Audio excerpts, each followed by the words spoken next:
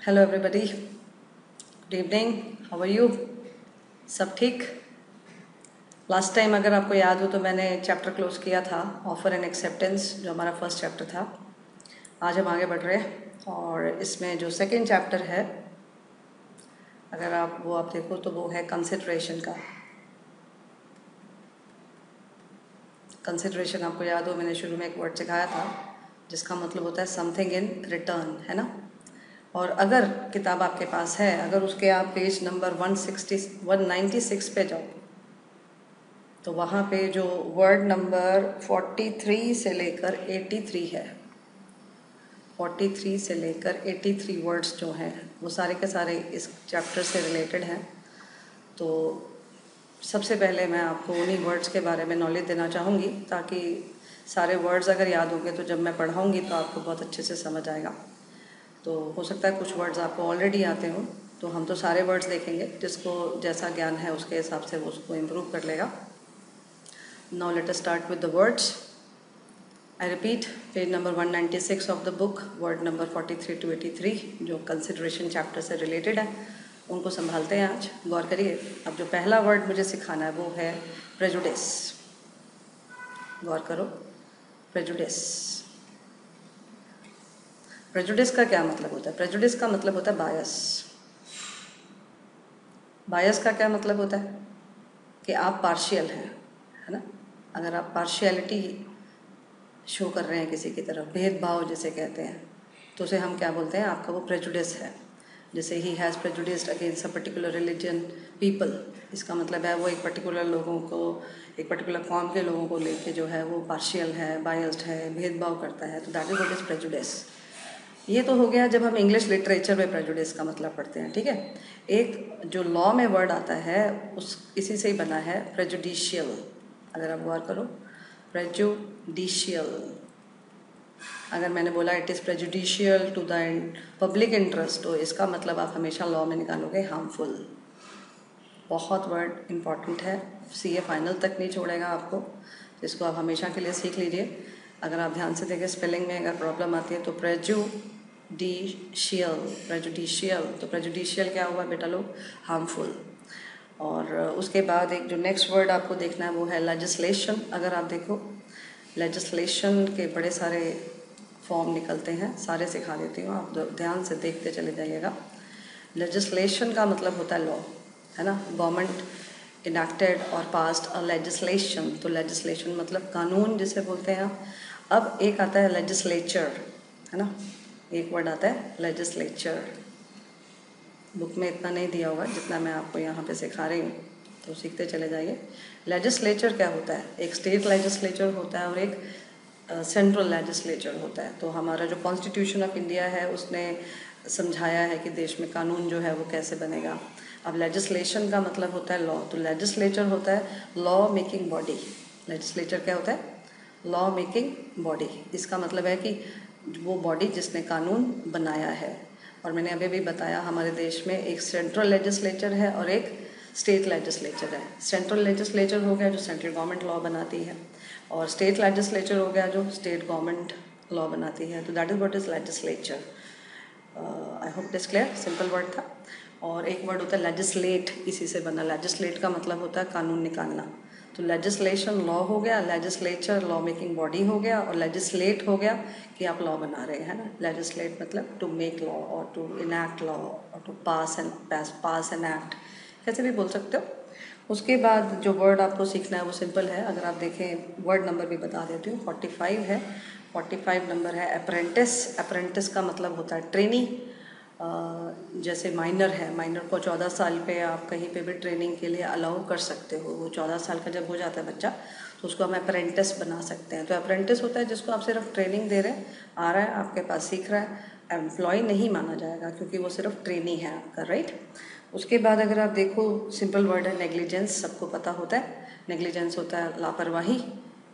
और उसके बाद जो वर्ड आता है फर्निश। फर्निश वर्ड इम्पॉर्टेंट है। जैसे इसको समझो, फर्निश लॉ में बहुत ज़्यादा यूज़ होता है। The authority furnished him with the information, ऐसे मैं सेंटेंस लिखती हूँ। द अथॉरिटी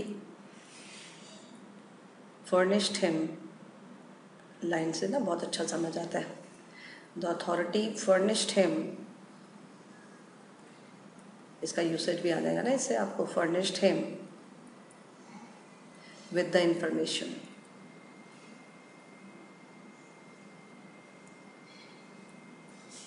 है ना, the authority furnished him with the information. इसका क्या मतलब है? फर्निश का मतलब होता है प्रोवाइड, है ना, किसी को प्रोवाइड करना। तो प्रोवाइडेड, इसका मीनिंग क्या निकाल दोगे आप? प्रोवाइडेड। इसका मतलब क्या है? The authority furnished him with the information. इसका मतलब है अथॉरिटी ने उसको इन्फॉर्मेशन दिया, उसको प्रोवाइड किया। You have to furnish me, आप गौर करोगे हमेशा फर्निश के साथ विद आएगा। You have to furnish me with this information, है ना। तो फर्निश मतलब प्रोवाइड करना, उस व्यक्ति को वो चीज़ आप दे रहे हैं तो आप उसको फर्निश कर रहे हैं, राइट। लॉ में जब हम सेंस लगाएंगे इसकी। उसके बाद एक वर्ड आता है इसमें, ये वर्ड सीखिए, एक वर्ड है कॉम्पोजिशन। और ना इसको देखना मैंने कैसे याद किया था, जब फर्स्ट टाइम सीखा होगा या जैसे भी किया होगा। एक वर्ड आता है कॉम्पोजिशन, इसी को हम बोलते हैं कॉम्प्रोमाइज़। देखते जाओ ध्यान से, इसी को हम क्या बोलते हैं? कॉम्प्रोमाइज़। इसी को हम बोलते हैं कंपाउंडिंग। कंपाउंडिंग। अब इन तीनों में क्या खासियत है? तीनों में COM आ रहा है और P भी आ रहा है ना, तो उससे आप याद कर सकते हो, कॉम्पोजिशन, कॉम्प्रोमाइज़, कंपाउंडिंग। फिर इसी को हम क्या बोलते हैं? एडजस्टमेंट। कोई किसी के साथ एडजस्टमेंट कर रहा है, कोई कॉम्प्रोमाइज़ कर रहा है ना, इसी को हम बोलते हैं अरेंजमेंट। जितनी वोकैबुलरी सीखोगे ना उतने बढ़िया बनोगे पढ़ाई में, तो इसलिए वर्ड सीखते चले जाओ। अब देखो इन सब का मीनिंग एक ही है, पाँचों के पाँचों वर्ड्स का एक ही मतलब है। तीन कैसे याद किए? सी से हैं, है ना, ऐसे याद कर सकते हैं कि तीन तो क्या है जी? सी हैं, और दो क्या है जी? ए है। तो इससे आपको याद हो जाएगा। तीन सी से कौन से? उसमें भी एक बात कॉमन है, COMP, तो उससे आपको और जल्दी याद हो जाएगा। Composition, compromise, compounding. फिर दो ए से हैं, एडजस्टमेंट एंड अरेंजमेंट, है ना। तो अब मीनिंग भी समझ आ गया कि कोई किसी के साथ अगर कॉम्प्रोमाइज़ कर रहा है तो उसका उसके साथ क्या हो रहा है? कॉम्पोजिशन हो रहा है या कंपाउंडिंग हो रहा है ना। जैसे कि एग्जाम्पल से बहुत अच्छा समझ आता है। एक मान लीजिए हमारे ए भाई साहब हैं, ठीक है। उन्होंने मार्केट में जो हमारे C1 हैं, C2 हैं, C3 हैं, ये इनके क्रेडिटर्स हैं, और ये भाई साहब बहुत परेशान हैं। इन तीनों ने इससे पैसा लेना है, और मान लीजिए इससे जो पैसा लेना है वो करीबन 2.5 करोड़ है, 2.5 CR। He is the debtor and C1, C2, C3 are creditors, है ना। तो अब इसके पास कुछ नहीं है, ये बिल्कुल खाली हो गया, इसके पास कोई प्रॉपर्टी, कुछ बुरे हालात चल रहे हैं, इंसान के फाइनेंशियल क्राइसिस है उसका। तो इसने क्या किया, एक दिन अपने सारे क्रेडिटर्स की मीटिंग बुलाई अपने घर पे, ऑफिस में, उसका हमें क्या करना। तो उसकी मीटिंग बुलाई और कहता है, सर मैं हाथ जोड़ता हूँ आपके आगे, मुझे माफ़ करो, मेरे पास पैसे नहीं है, जिस जगह पे बैठा हूँ जी बस यही एक प्रॉपर्टी है, तो मैं चाहता था आप मेरे साथ एक एडजस्टमेंट कर लो सर, एक कंपाउंडिंग कर देते मेरे लिए तो अच्छा था। क्रेडिटर्स बोले, हाँ अभी क्या क्या क्या चाहता है? बोले सर ये प्रॉपर्टी ले लो सर, ये मेरे नाम पर है सर, मैं कागज़ भी दिखा देता हूँ सर आपको, इसको बेच के ना आपका 2 करोड़ निकल आएगा, उसके आसपास तो निकल ही आएगा सर, ज़्यादा नहीं तो आसपास तो निकल ही आएगा। तो सर आप सब जानते हो कि मैंने आप सबका मिला के 2.5 करोड़ देना है सर। तो सर सच्ची बोलता हूँ सर, कान भी पकड़ता है सर, मैं सच्ची बोलता हूँ सर, मेरे पास इससे ज़्यादा कुछ नहीं है। आप मेरी गर्दन पकड़ोगे तो सर, गर्दन पकड़ने से तो पैसे भी नहीं आएंगे, जान लेने का तो सर कोई सेंस भी नहीं है सर, आप ऐसा काम करोगे भी नहीं, वैसे आप सब समझदार हो सर। तो सर पूरे दिन चल रहे हैं सर जी, साथ दो मेरा, तो ये प्रॉपर्टी आप ले लो, तीनों बेच दो इसको और अपना पैसा बांट लो सर आपस में सर, प्लीज़ सर। और बाकी जो 50 लाख है सर उसके लिए माफ़ी चाहूँगा सर, प्लीज़ सर। अब अगर वो ऐसे कह रहा है और वो फिर C1, C2, C3 आपस में बात करते हैं और फिर वो सोचते हैं चल यार इसके साथ बुरा वक्त है, अब जो आ रहा है हाथ में अच्छा है, तो बोलते हैं ओके। अब उन्होंने अगर अपनी प्रॉपर्टी जो है, ए ने अपनी प्रॉपर्टी C1, C2, C3 को दे दी, तो C1, C2, C3 ने भी तो कुछ पैसा छोड़ा ना भाई। उनको वो प्रॉपर्टी बेच के मान ले 1 लाख 2 लाख, ऐसे कितना है ये, 2.5 करोड़ है ना, तो 1 करोड़ 90 लाख मिला, तो बाकी तो उसने 60 लाख छोड़ दिया ना। तो ये वो क्या कर रहे हैं, कॉम्प्रोमाइज़ ही तो कर रहे हैं अगले के साथ। अब इसको आप कॉम्पोजिशन बोल दो, कॉम्प्रोमाइज़ बोल दो, कंपाउंडिंग बोल दो, एडजस्टमेंट बोल दो, अरेंजमेंट बोल दो, आपकी मर्ज़ी है। लर्न करने का तरीका मैंने बता दिया। अब एक चीज़ के सारे वर्ड्स आने चाहिए, आप इतने वर्ड्स क्यों सिखाती हो? अरे भैया हमें क्या पता एग्जाम में कौन सा वर्ड यूज़ हो जाएगा, आपको क्या पता प्रैक्टिकल लाइफ में आपके सामने कैसी स्थिति आएंगी, वर्ड्स तो सारे ही आने चाहिए। तो इसलिए उसको मज़े से सीखते चले जाओ, मैं बहुत अच्छा सिखा सकती हूँ, आप सीखो। यस और नो? आगे बढ़ते हैं। नेक्स्ट वर्ड देखो अब। नेक्स्ट वर्ड इसमें जो है वो है टू एक्नॉलेज, है ना। एक वर्ड है टू एक्नॉलेज। रटा मत करो, देखा करो शब्दों को ध्यान से। अब एक्नॉलेज स्पेलिंग आप भी सोच सकते हो, नॉलेज के स्पेलिंग नहीं आते, सबको आते हैं, तो वही तो है एक्नॉलेज, है ना। एक् फिर तो नॉलेज ही लिखा है, देख ले अच्छे से, है ना। तो एक्नॉलेज मतलब to put into the knowledge of. Acknowledge क्या होता है? To put into the knowledge of. अब ये क्या होता है? To put into the knowledge of, दूसरे के नॉलेज में डालना, और क्या है, उसको बता देना। जैसे मैंने बोला बेटा आप जब पहुंच जाओगे ना, सपोज मैं किसी से बात कर रही हूँ, मैंने कहा जब आप वहाँ पहुंच जाओगे आप एक्नॉलेज कर देना, इसका मतलब you put into my knowledge कि आप वहाँ पहुँच गए हो। सोचो, यस और नो। अब जैसे ना एक और वर्ड सीख, रजिस्टर्ड पोस्ट होता है। कौन सा पोस्ट होता है? Registered post. अब रजिस्टर्ड पोस्ट क्या होता है? जैसे हम लेटर भेजते हैं कभी कभी, अभी ये वर्ड काम नहीं आएगा लेकिन कहीं और किसी चैप्टर में आ जाएगा। अब रजिस्टर्ड पोस्ट क्या होता है? जिसमें हमने ना पोस्ट ऑफिस वालों को एक लेटर दिया और हमने कहा जी हमने इसकी रजिस्टर्ड पोस्ट करानी है, तो इसका मतलब है, अब रजिस्टर्ड वर्ड किससे बना? रजिस्टर से तो बना है। रजिस्टर क्या होता है? जिसमें आप लिख दो तो वो रजिस्टर हो गया। तो वो क्या करते हैं, वो आपने किसको खत भेजा, कब भेजा, पोस्ट ऑफिस वालों को कब दिया, मतलब कहाँ से कहाँ खत जा रहा है और कब जा रहा है, ये बात वो अपने रजिस्टर में दर्ज कर लेते हैं। अब एक सबूत हो जाता है उनके पास कि हाँ जी ये लेटर यहाँ से इस व्यक्ति विशेष ने यहाँ के लिए भेजी थी। अब कितना बड़ा सबूत हो गया तेरे पास। कल को कोई बोले जी आपने तो लेटर ही नहीं भेजी, तो आप क्या बोलोगे? भैया रजिस्टर्ड पोस्ट है, ठीक है।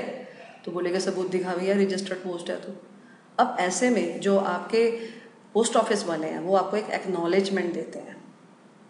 रजिस्टर्ड पोस्ट जब आप करते हो तो वो आपको एक स्लिप देते हैं जिसमें लिखा होता है जी हाँ जी हम आपके नॉलेज में डाल रहे हैं, ये लेटर यहाँ से वहाँ पोस्ट हमारी तरफ से हुई है और हमने इसकी एंट्री अपने रजिस्टर में करी है। तो ये कौन सी पोस्ट हो गई? Registered post. और उसकी पोस्ट ऑफिस वालों ने आपको क्या दी? एक्नॉलेजमेंट। एक्नॉलेजमेंट का क्या मतलब हुआ कि उन्होंने आपके नॉलेज में डाल दिया एक तरीके से कि हाँ जी हमने आपका ये काम कर दिया है। अब वो जो एक्नॉलेजमेंट मिली है वो आपके लिए सबूत का काम करेगी। जैसे आप बता सकते हो देखिए मैंने पोस्ट को रजिस्टर करवाया था तो ये लेटर तो गया, आप बोल ही नहीं सकते कि मैंने पोस्ट नहीं करा है या मैंने लेटर भेजा नहीं है, यस और नो। तो सिंपल वर्ड है एक्नॉलेज, ऐसे सांस लेके बोलेगा, याद भी हो जाएगा, to put into the knowledge of, right. Next word देख जो सीखना चाहिए मेरे से, एड आइडम। अगर आपको याद हो एक वर्ड था कॉन्सेंसस, एड आइडम, याद है? वन माइंड, तो वो ऑलरेडी आपको आता है। फिर जो नेक्स्ट वर्ड है वैलिड। अब देखिए वैलिड अगर पहले सीखा है तो कोई बात नहीं, रिपीट कर लेते हैं। वैलिड क्या होता है? नहीं सीखा तो आ जाएगा। वैलिड क्या होता है? वैलिड होता है जिसमें कोई कमी नहीं है, नो वीकनेस। किसी भी चीज़ में अगर कोई कमी नहीं है तो हम उसको क्या बोलते हैं? भैया वैलिड ही तो है, इसमें क्या गलत हो गया? जैसे किसी ने बोला देखो जी उसने मुझे ऐसे कह दिया, तो मैंने कहा भैया क्या बात है, बिल्कुल वैलिड स्टेटमेंट दिया आपके लिए, ठीक है, ज़्यादा फील कर रहे हो आप ऐसे हो, उसने साफ साफ कह दिया तो आपको बुरा लग रहा है। इसका मतलब है जो भी उसने स्टेटमेंट दी है उसमें कहीं कोई वीकनेस, या कोई वीकनेस के लिए एक और वर्ड होता है नो लैकुना। लैकुना, लैकुना होता है वीकनेस। जैसे मैंने बोला सॉरी बेटा there is a lacuna in your personality. अब अगर मैंने बोला देयर इज़ अ लैकुना, है ना, फिर से लिखते हैं इसको, लैकुना, LACUNA। अब अगर मैंने बोला there is no lacuna in your personality, तो इसका मतलब आपकी पर्सनैलिटी में कोई कमी नहीं है। और अगर मैंने बोला देयर इज़ वन लैकुना, इसका क्या मतलब है? एक वीकनेस है, उसको आप हटाइए। अब वैलिड का क्या मतलब होता है? जिसमें कोई भी वीकनेस नहीं है, जिसमें कोई भी कमी नहीं है। इसका क्या मतलब है? अगर मैंने बोला वैलिड कॉन्ट्रैक्ट, तो इसका मतलब है कॉन्ट्रैक्ट को बनाने के लिए जितने भी एलिमेंट्स चाहिए वो सब अगर उसमें हैं तो फिर वो कॉन्ट्रैक्ट कैसा है? वैलिड है। जैसे एक ऑफरर है, एक ऑफरी है, फिर वैलिड ऑफर है, वैलिड एक्सेप्टेंस है, फिर कंसिडरेशन है, फिर कॉम्पिटेंट पार्टीज़ हैं। अब ये बोलूँगी ज़्यादा समझ में भी नहीं आएगा, धीरे धीरे इन्हीं चैप्टर्स की तरफ हम बढ़ रहे हैं कि कॉन्ट्रैक्ट को वैलिड करने के लिए कुछ बातों का होना ज़रूरी है। तो अगर वो सब बातें हैं तो हम क्या बोलते हैं? आपके कॉन्ट्रैक्ट में कहीं कोई कमी नहीं है ना, एवरीथिंग इज़ प्रॉपर।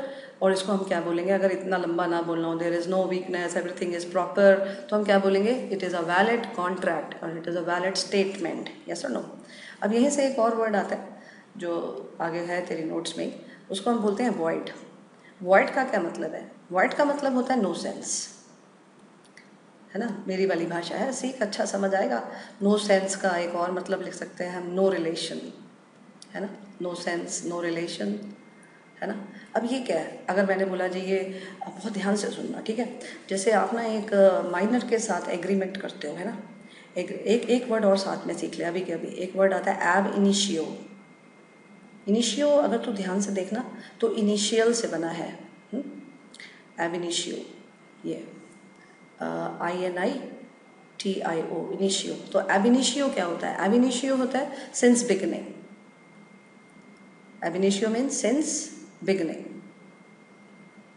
ध्यान रखना, अभी जब सारे वर्ड सिखा रही हूँ ना तो इकट्ठे ही चलेगा सब कुछ। सिंस बिगनिंग,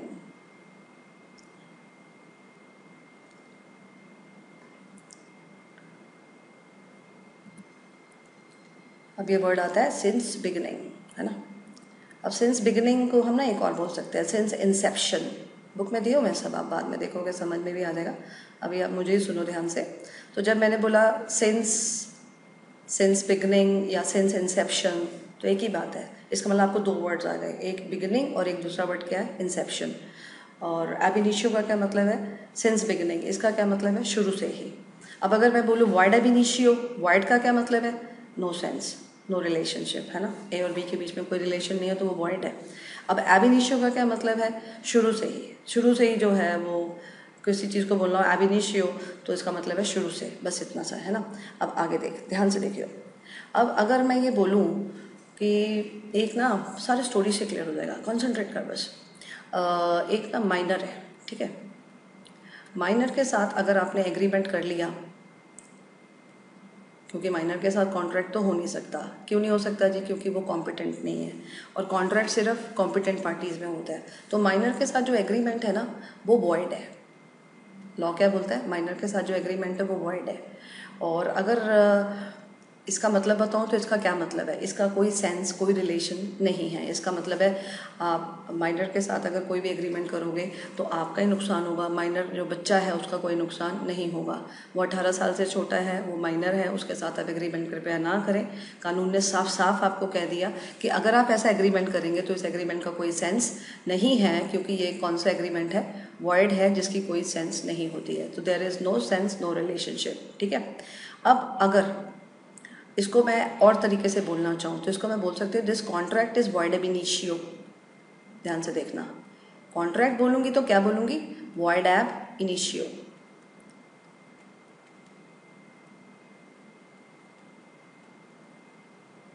थोड़ा ध्यान से सुनना, ये भी मैंने कहीं दिया होगा शीट में, बताऊँ।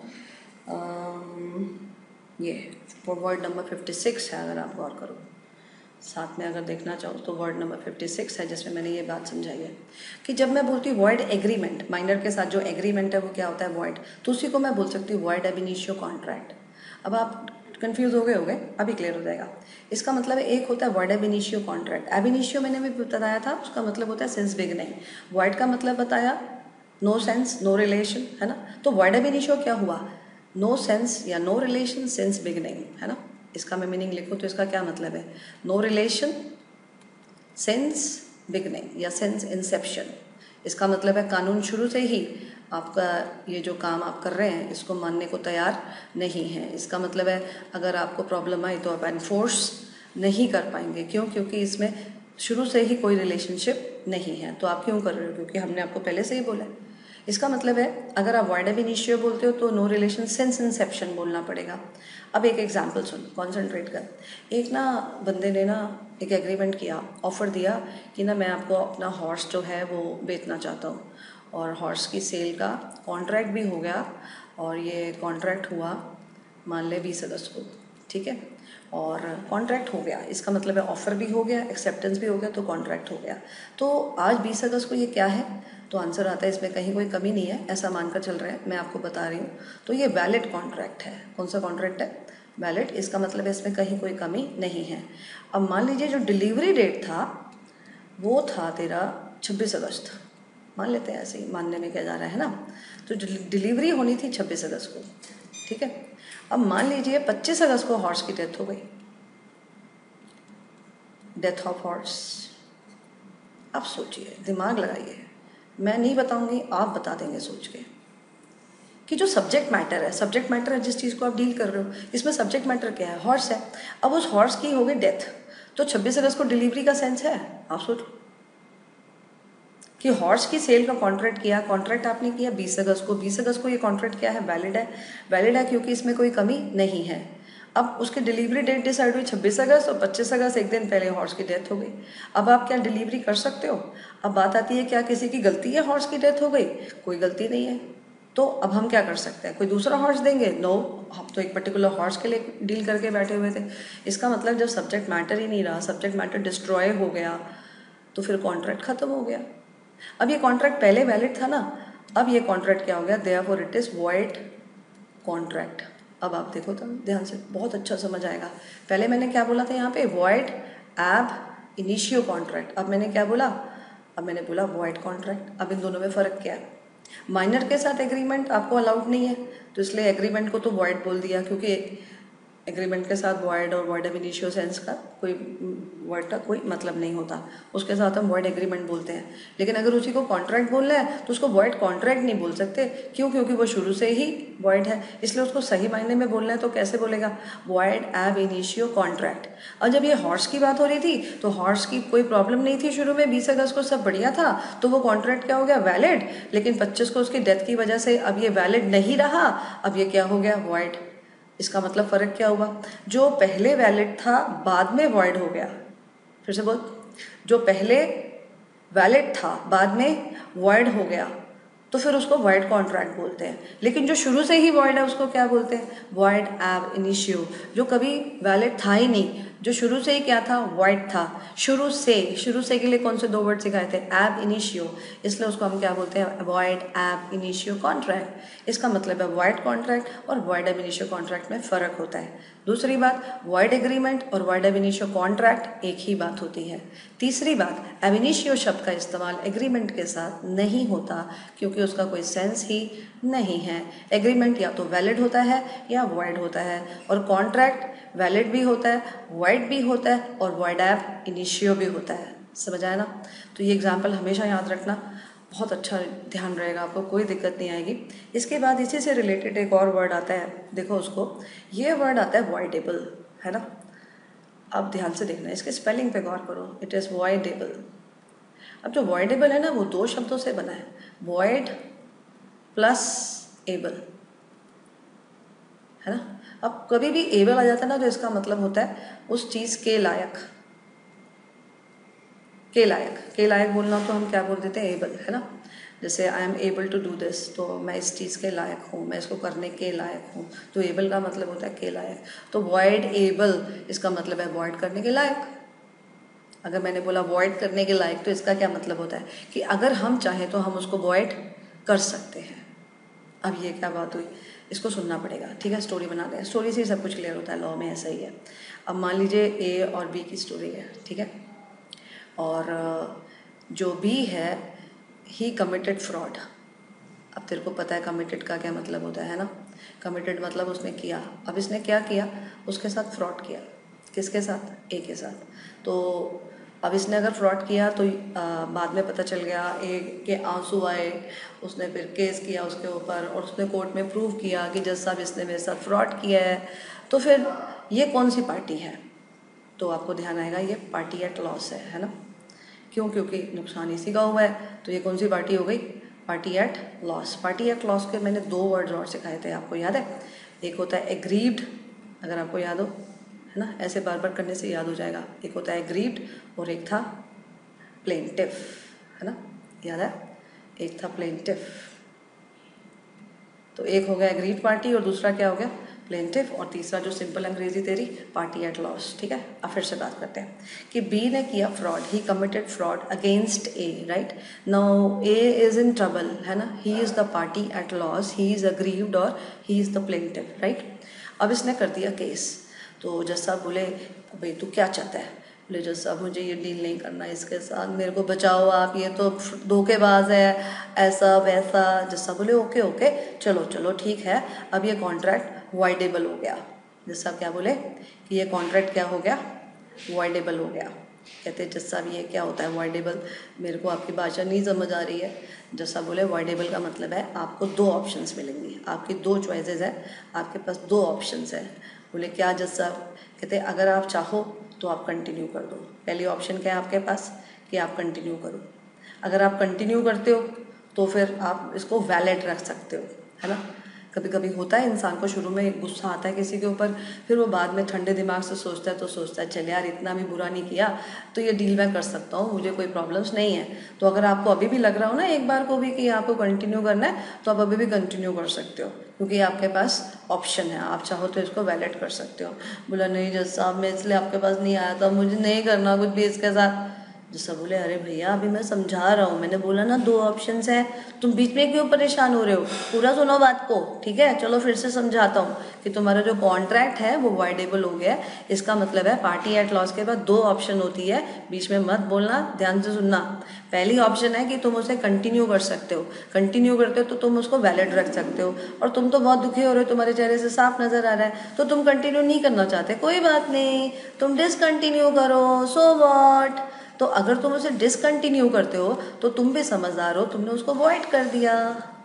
पहले क्या था, वैलिड था, असल में पता चला फ्रॉड हुआ, तो फ्रॉड जब प्रूव हो गया तो वो क्या हो गया, वाइडेबल। वाइडेबल होने से तेरे को 2 ऑप्शन मिली, तुम चाहो तो कंटिन्यू करो तो वैलिड रखो, तुम चाहो तो डिसकंटिन्यू करो तो फिर क्या कर दिया, वॉइड। इसका मतलब है ये वॉइड करने के लायक है, अगर तुम चाहो तो इसको वॉइड कर सकते हो। बोला अब बोलो तुम क्या चाहते हो, तो बोला जज साहब मेरे को इसके साथ कोई डील नहीं करना, ये अच्छा इंसान नहीं है, धोखेबाज है, मेरे को तो बचाओ। जज साहब बोले अच्छा तो तुम जाना चाहते हो, बोले हाँ जज साहब मैं जाना चाहता हूँ। जज साहब बोले अच्छा जाओ। फिर वो ना जाने लगा, फिर जब वो जाने लगा तो जज साहब ने बोला ओए रुक। बोला हाँ जज साहब अब क्या हुआ। जज साहब बोले उससे कोई फायदा तो नहीं उठाया था, कोई पैसा वैसा लिया हो तूने। तो बोला हाँ हाँ जज साहब 10,000 मेरे मुंह पे मार के गया था, बोला था वो एक काम करके रखियो बाकी बाद में, ऐसा गलत गलत भी बोला था इसने मेरे को। इसका मतलब है जज साहब बोले ओ भाई अगर तेरे को कॉन्ट्रैक्ट कंटिन्यू नहीं करने का है, तेरे को वॉइड करने का है, तो अगले का पैसा तो वापस कर। सोचो, फिर से बात करते हैं कि जज साहब ने बोला कि ठीक है तेरे साथ फ्रॉड हुआ, अभी तेरा कॉन्ट्रैक्ट बोले तो वॉइडेबल, वॉइडेबल बोले तो तेरे पास कितने ऑप्शंस है, 2 ऑप्शंस है, तू चाहे तो कंटिन्यू कर, तू चाहे तो डिसकंटिन्यू कर। लेकिन भाई अगर डिसकंटिन्यू करता है तो उसका बेनिफिट तो रिस्टोर कर, है ना। जो तूने बेनिफिट उठाया उससे वो काहे को अपने जेब में रख के बैठा हुआ है, तो रिस्टोर द बेनिफिट। कौन सा बेनिफिट, जो उसने तेरे को 10,000 दिया वो तो वापस कर उसका। और इस टू रिस्टोर द बेनिफिट को हम बोलते हैं रेस्टिट्यूशन। देखो एक वर्ड है वहाँ पे रेस्टिट्यूशन, और इसको लर्न करना बहुत आसान है। रेस्टिट्यूशन, ट्यूशन तो सबको ही पता होता है ना, ट्यूशन तो बच्चे पढ़ते रहते हैं बचपन से, तो that is tuition.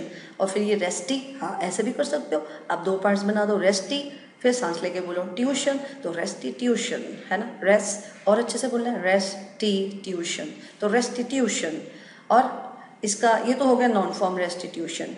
Restitution will follow, क्या बोलते हैं हम इसको, रेस्टिट्यूशन विल फॉलो। इसका मतलब है कि आपने जो बेनिफिट उठाया वो आपको उसको वापस करना पड़ेगा, है ना। क्यों, क्योंकि आप क्या कर रहे हो, डिसकंटिन्यू कर रहे हो। क्यों, क्योंकि आपने यही वाली ऑप्शन लगाई।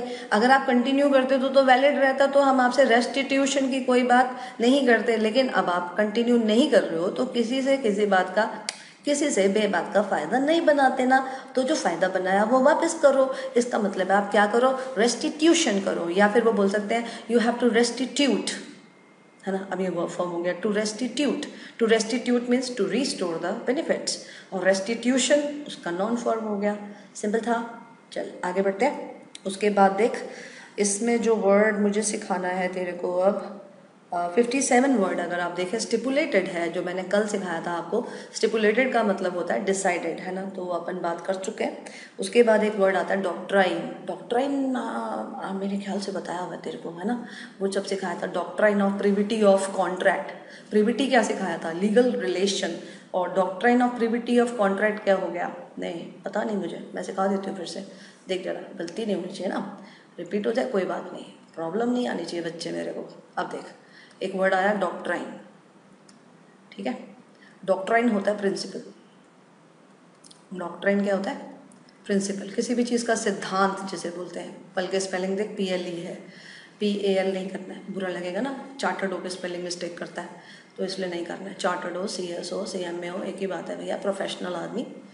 अब देख डॉक्ट्राइन, डॉक्ट्राइन का क्या मतलब होता है, प्रिंसिपल, राइट। तो ये वर्ड अभी याद करना पड़ेगा, है ना, डॉक्ट राइन, ऐसे सोच ले, सांस लेके डॉक्ट राइन, तो डॉक्ट्राइन है ना, दैट इज प्रिंसिपल, राइट। उसके बाद एक वर्ड आता है, हाँ ये इधर ही सीखता है, इसका मतलब ये सारे वर्ड्स इधर हैं। एक वर्ड आता है प्रिविटी, है ना, अब देख फिर से प्रिविटी, प्रिविटी है ना। तो प्रिविटी क्या होता है? प्रिविटी होता है लीगल रिलेशन। प्रिविटी क्या होता है बेटे मेरे? Legal relation. अभी वो एग्जाम्पल हॉर्स वाला ले ले, कार वाला ले ले, मार्केट में कोई चीज़ का सेल बाय का ले ले, कोई भी सर्विसेज की रेंडरिंग ले ले, कोई भी सर्विसेज आप किसी को प्रोवाइड कर रहे हैं, तो जब अपन आपस में कॉन्ट्रैक्ट करते हैं, जब हम आपस में कॉन्ट्रैक्ट करते हैं तो हमारे बीच में एक लीगल रिलेशन कायम होता है, तो हम उसको बोलते हैं प्रिविटी ऑफ कॉन्ट्रैक्ट, राइट। तो प्रिविटी का क्या मतलब होता है? Legal relation. Does there exist privity between them? अगर मैंने ऐसे बोला, फिर से सुन, does there exist privity between them, तो इसका क्या मतलब है कि भैया उनके बीच में लीगल रिलेशन है या मजाक चल रहा है? तो इफ आई से यस प्रिविटी एग्जिस्ट, इसका क्या मतलब है? Yes legal relation exist, yes और नो। चल आगे देखते हैं कौन सा वर्ड है जो मुझे बताना चाहिए। एक 60 नंबर पे वर्ड आ रहा है अफर्मेटिव। जैसे वो पढ़ते थे ना अपन बचपन में grammar, affirmative sentence, negative sentence. तो नेगेटिव क्या होता है? जिसमें not, he is not going, ये एक नेगेटिव सेंटेंस है। और अफर्मेटिव क्या होता है? जिसमें पॉजिटिविटी होती है या पॉजिटिव सेंस होती है, ऐसे बोले तो ही अफर्म्ड द कॉन्ट्रैक्ट। अगर मैंने ऐसे बोला ही अफर्म्ड, है ना, ये लिखती हूँ मैं तेरे लिए, ही अफर्म्ड द कॉन्ट्रैक्ट। अगर मैंने ये बोला ही अफर्म्ड, स्पेलिंग गौर कर, affirmed, he affirmed the contract, तो इसका क्या मतलब है? उसने बोला कि हाँ मुझे ये कॉन्ट्रैक्ट मंजूर है, मुझे इसमें कहीं कोई प्रॉब्लम्स नहीं है। तो पॉजिटिव सेंस में अफर्म वर्ड यूज़ करते हैं हम, कि उसने हाँ कर दिया या उसने येस बोल दिया या उसने पॉजिटिव सेंस में रिस्पॉन्स दिया। That is what is affirmation, affirmative, affirm, सब एक ही जैसे वर्ड्स हैं, है ना। उसके बाद देख जो वर्ड्स तुझे मेरे से सीखने चाहिए। डिज़ायर सबको पता होता है, इच्छा, है ना, he has a desire to deal with him, तो डिज़ायर मतलब इच्छा। उसके बाद एक वर्ड आता है टू फॉरबियर, है ना। अब देख ये वर्ड होता है जो बच्चे मिस्टेक करते हैं, बहुत बार देखा मैंने रिटन टेस्ट में भी, फॉरबियर, है ना। अब एक होता है टू फॉरबियर से हम बोलते हैं टू फॉरगिव, है ना।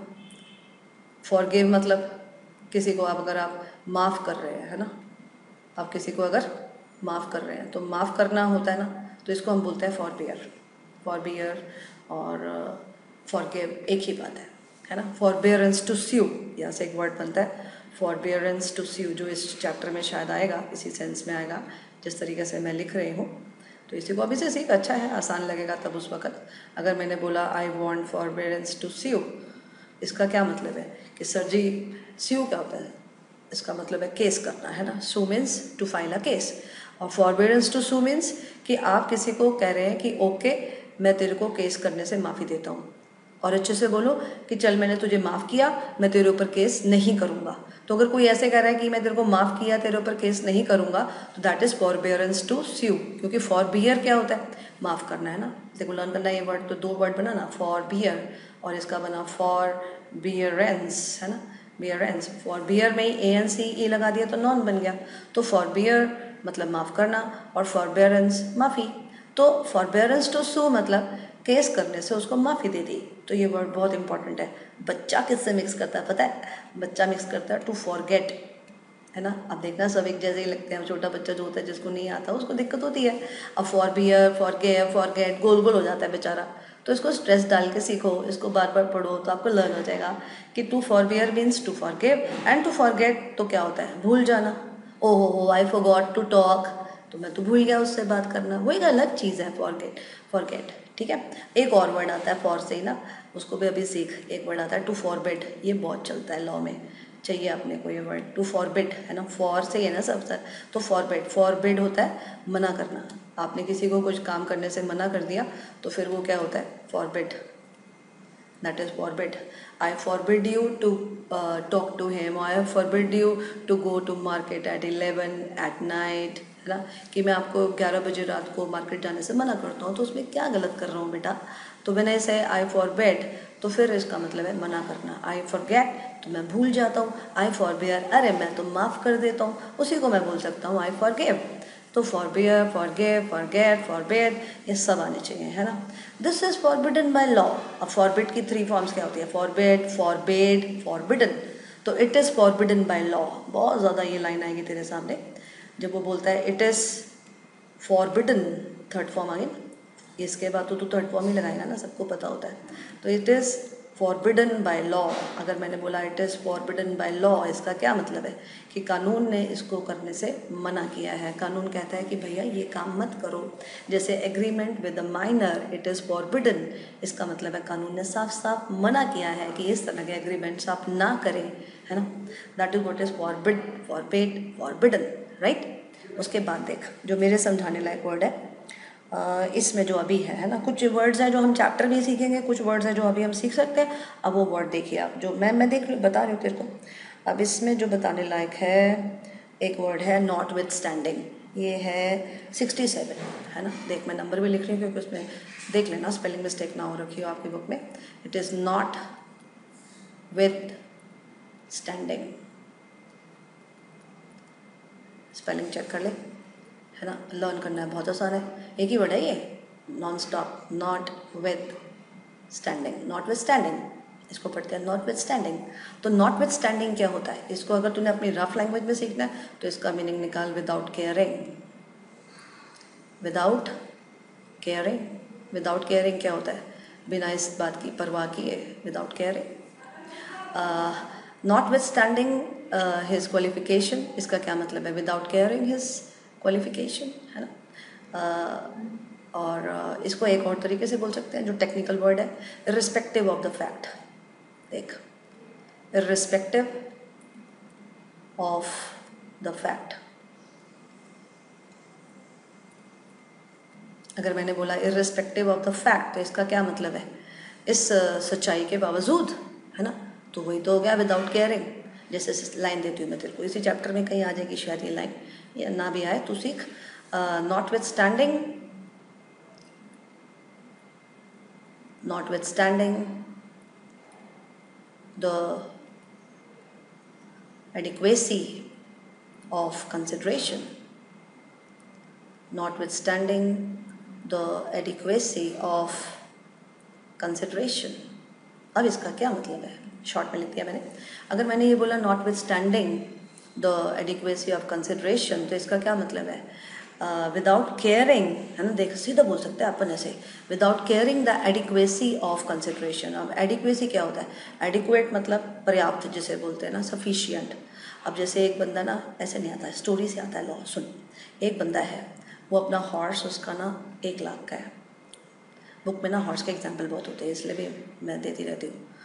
अब 1 लाख का उसका हॉर्स है, ठीक है। और वो ना उसको बोलता है कि चल मैं तेरे को ऑफ़र कर रहा हूँ कि मैं अपना हॉर्स जो है तेरे को मैं 500 रुपये में बेचूंगा। ये 5000 नहीं लिखा मैंने, देख ध्यान से, 500 रुपये में।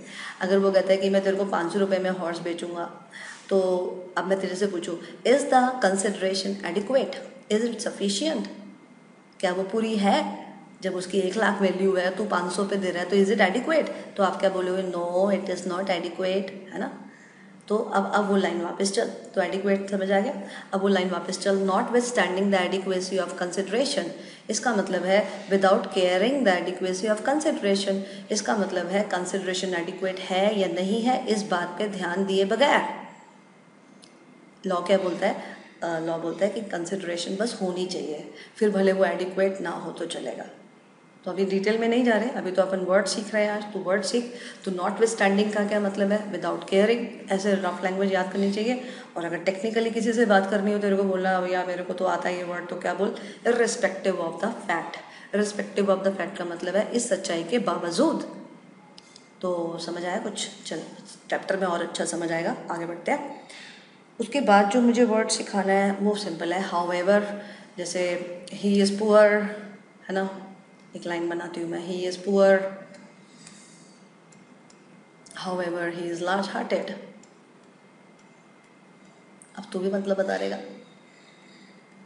जब मैंने बोला he is poor however he is large hearted,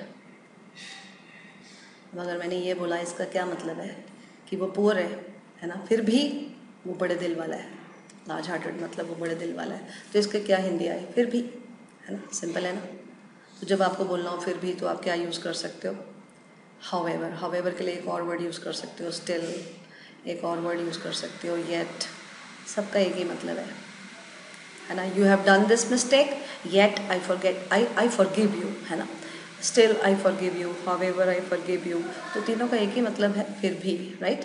उसके बाद देख, जो वर्ड मुझे तेरे को सिखाना है वो है टू अलेज। देख, ये वर्ड बहुत इंपॉर्टेंट है, लॉ में कभी नहीं छोड़ेगा तुझे अब। To allege, to allege means to blame. एक बंदा कोर्ट में खड़ा हुआ है, बोलता है जज साहब आई अलेज, मैं आरोप लगाता हूँ, ब्लेम मतलब आरोप लगाना, मैं आरोप लगाता हूँ कि इसने मर्डर किया था। तो वो कैसे बोलेगा, I allege he committed the murder. इसका मतलब है कि मैं आरोप लगाता हूँ कि इसने मर्डर किया था। फिर जज साहब बोले okay what is your next allegation. अब एक नया वर्ड बना तेरे लिए, what is your next allegation. तो इसी से ही तो बना है, तू भी सोच सकता है ना। तो ये नॉन फॉर्म हो गया इसका, एलिगेशन। तो एलिगेशन क्या हुआ, ब्लेम। क्या ब्लेम है आपका, क्या कहना चाहते हैं आप उसके खिलाफ, बताइए।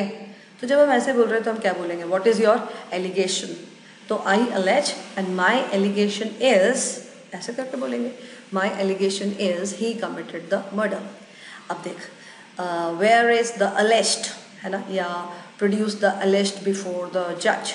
तो यहाँ से एक वर्ड बना द अलेस्ड, है ना। अब देख, एक ही वर्ड से सारे आ जाते हैं। द अलेस्ड, अलेस्ड, द अलेस्ड मतलब जिसके ऊपर ब्लेम किया गया, the one who is blamed. आरोपी जिसको बोलेंगे ना हिंदी में, the one who is blamed. तो जिसके ऊपर हमने ब्लेम किया, जिसके ऊपर हमने आरोप लगाया, उसको हम क्या बोलते हैं, he is the alleged. And the allegation is he did this thing wrong and I allege that he did it, कुछ भी।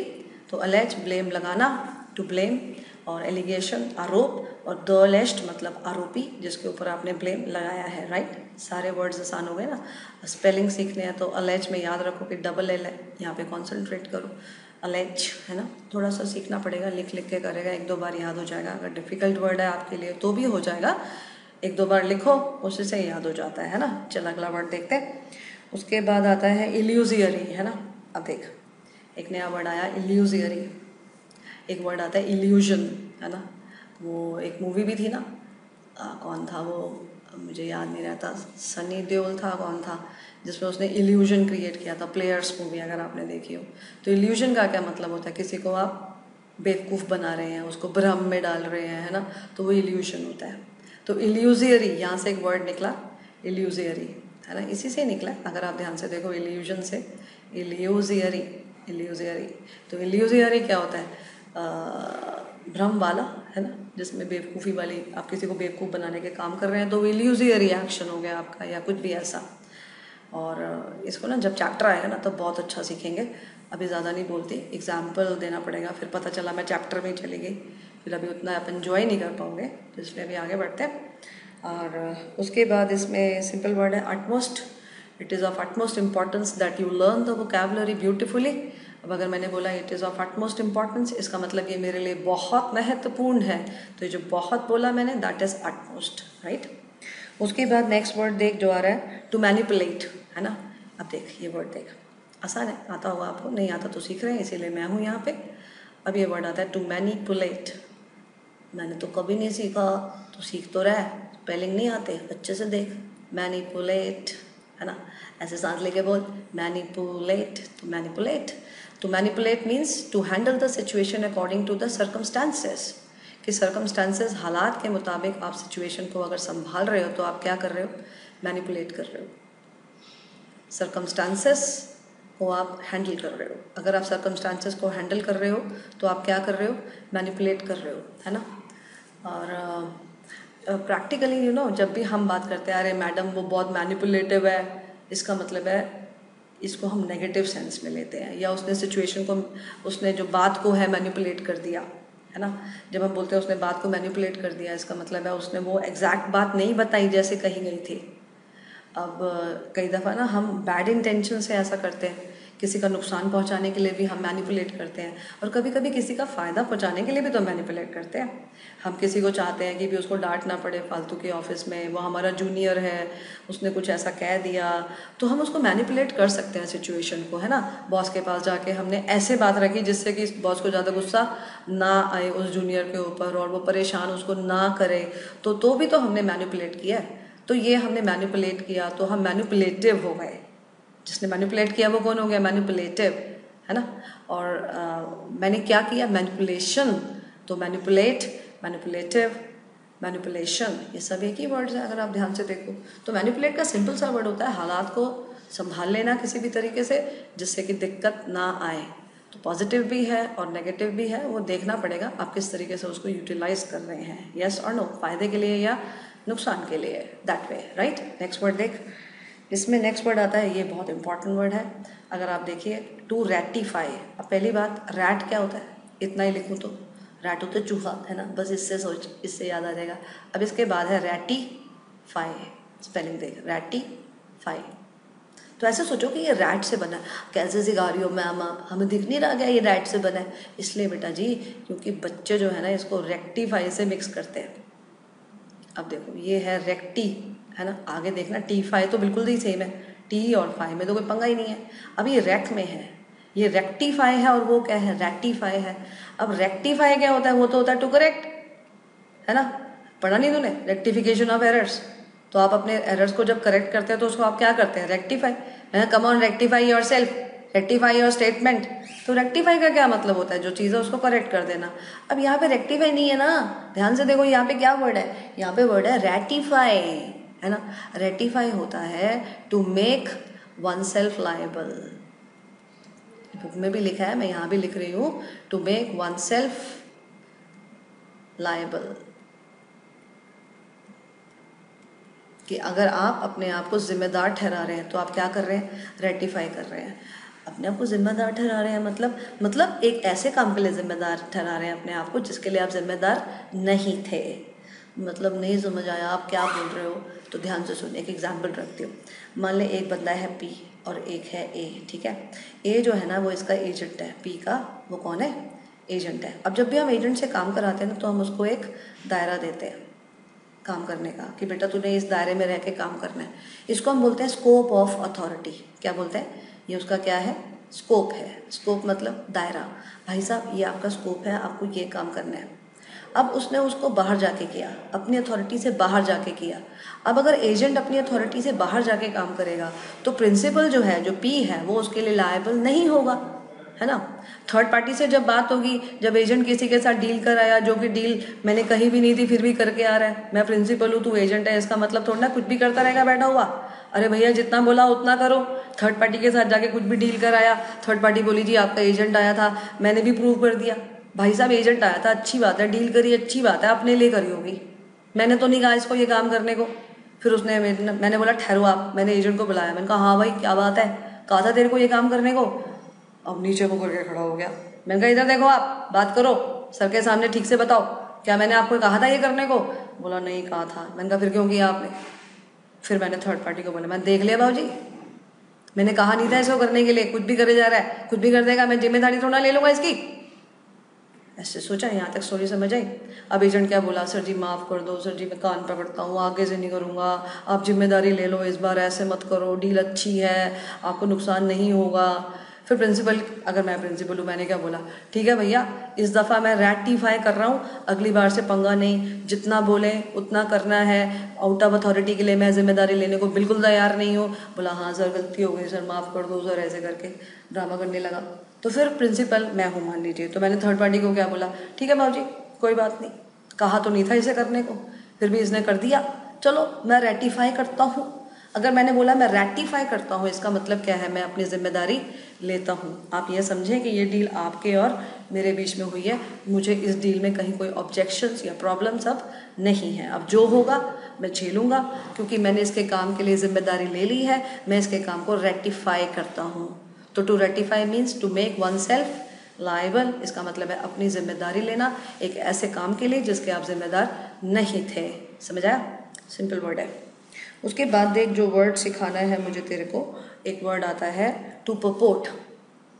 पपोर्ट की ना कई मीनिंग आते हैं, तो जगह जगह पे अंग्रेजी में ना बहुत जगह पे दिखेगा टू पपोर्ट।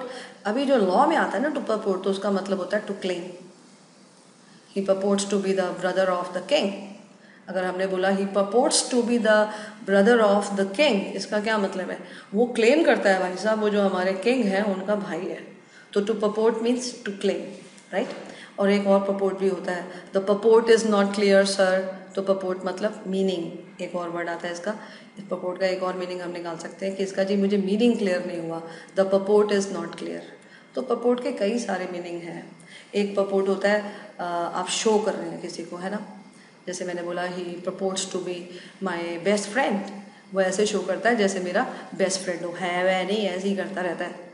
तो अब क्लेम करना, शो करना आसपास के ही हैं, लेकिन आप इसको अलग अलग जब भी जो भी सेंस आपको चाहिए आप उसके लिए यूज़ कर सकते हैं। तो ही पपोर्ट्स इट मीन्स ही क्लेम्स या ही शोज, है ना, वो ऐसा जाहिर करता है, वो ऐसा शो करता है, दैट इज पपोर्ट। और एक पपोर्ट और आ गया, the purport is not clear, इसका मतलब है the meaning is not clear, right. तो purport is a very important word, बार बार आएगा, सीखिए इसको। 3 तरीके से इसका सेंस मैंने आपको बताया, राइट। अब हमारे चैप्टर में जो आएगा देख लेंगे उस वक्त, अभी क्यों भाग रहे हैं ना, लेट अस बी स्लो, धीरे धीरे। उसके बाद देखिए जो नेक्स्ट वर्ड आता है, ये वर्ड आता है टू एडजुडिकेट। ये मैंने बताया हुआ है शायद आपको, फिर भी देख लीजिए, आई डोंट नो याद है कि नहीं है आपको। ये वर्ड आता है एडजुडिकेट, है ना। देखो 3 शब्दों से बना हुआ है, एडजुडिकेट, एडजुडिकेट। एडजुडिकेट मतलब टू डिक्लेयर। जज साहब जब किसी चीज़ को डिक्लेयर कर देते हैं तो हम उसको क्या बोलते हैं? उन्होंने क्या किया? उन्होंने एडजुडिकेट किया। He adjudicated the person to be insolvent. It means he declare the person to be insolvent. What is the adjudication? इसका मतलब what is the declaration, right. एक और वर्ड आता है, इससे मुझे याद आया, एक हम और बोल सकते हैं, टू एडजज। अब देखिए एक वर्ड और आता है, टू एडजज। हाँ जी। अब देखिए ये जो नेक्स्ट वर्ड आता है, इसमें ना एक और तरीके से हम लिख सकते हैं, to adjust, adjudge. To adjust means to declare, to adjudicate, सब एक ही है, राइट। और जब भी कोर्ट डिक्लेयर करता है तो उसको एडजुडिकेशन या एडजजमेंट कहते हैं, राइट। एड जज ऐसे सोच सकते हैं आप। उसके बाद जो नेक्स्ट वर्ड है जो मुझे सिखाना है, ऑल्दो सबको पता होता है, although he is intelligent he could not clear the exam. अगर मैंने ऐसे बोला ऑल्दो ही इज़ इंटेलिजेंट, तो इसका मतलब है हालांकि, यद्यपि, है ना, जो भी हिंदी आती हो आपको, कि in spite of the fact, कि हालांकि वो स्मार्ट है, इंटेलिजेंट है, फिर भी नहीं कर पाया, that is what is although, right. उसके बाद देखिए जो नेक्स्ट वर्ड आता है टॉट, है ना। अब टॉट क्या होता है? टॉट होता है, देखो टॉट सिंपल वर्ड है, सिविल रॉन्ग। अब सिविल रॉन्ग क्या होता है? सिविल वर्ड किससे बना? सिविलाइजेशन, समाज, है ना। तो सिविल रॉन्ग इसका मतलब है राह चलते किसी की आपने नुकसान कर दिया, चाह कर नहीं किया, तो वो तो क्राइम हो जाएगा ना। तो अगर अनजाने में आपसे कोई गलती हो गई तो वो आपका टॉट है। जैसे बच्चे खेल रहे हैं क्रिकेट अपने कॉलोनी के पार्क में और फिर बॉल से अपना अंकल का शीशा तोड़ दिया, तो फिर वो बच्चे का क्या है? टॉट, राइट। तो टॉट बड़ा सिंपल वर्ड है, that is civil wrong, right. उसके बाद देखिए जो नेक्स्ट वर्ड मुझे सिखाना है, ये सबको आता होता है, अकाउंट्स में भी कहीं ना कहीं आते रहते हैं ये वर्ड्स। ये वर्ड आता है to remit. Sir please remit my fine, है ना। सर मेरा माफ़ कर दो सर, ये फ़ाइन मुझे नहीं देना है सर। तो रेमिट होता है माफ़ करना। एक और रेमिट होता है, ही रेमिटेड द अमाउंट, है ना। तो उसका मतलब आ जाता है टू सेंड, उसने वो अमाउंट भेज दिया। तो रेमिशन एक वर्ड और है, बताऊंगी आगे रेमिशन जब आएगा अलग से। तो रेमिट का मतलब सीखिए, एक होता है माफ़ करना और एक होता है भेजना। जिस सेंस में भी आएगा हम देख लेंगे उसको अपने चैप्टर में, कभी किसी सेंस में कभी किसी सेंस में, दोनों सेंस इंपॉर्टेंट हैं इसकी। उसके बाद देखिए जो नेक्स्ट वर्ड आता है ग्रैटुटस, एक वर्ड आता है। अब देखिए ग्रैटुटस, इसको ऐसे सांस लेके पढ़िए, ग्रैटुटस, है ना, ग्रैटुटस।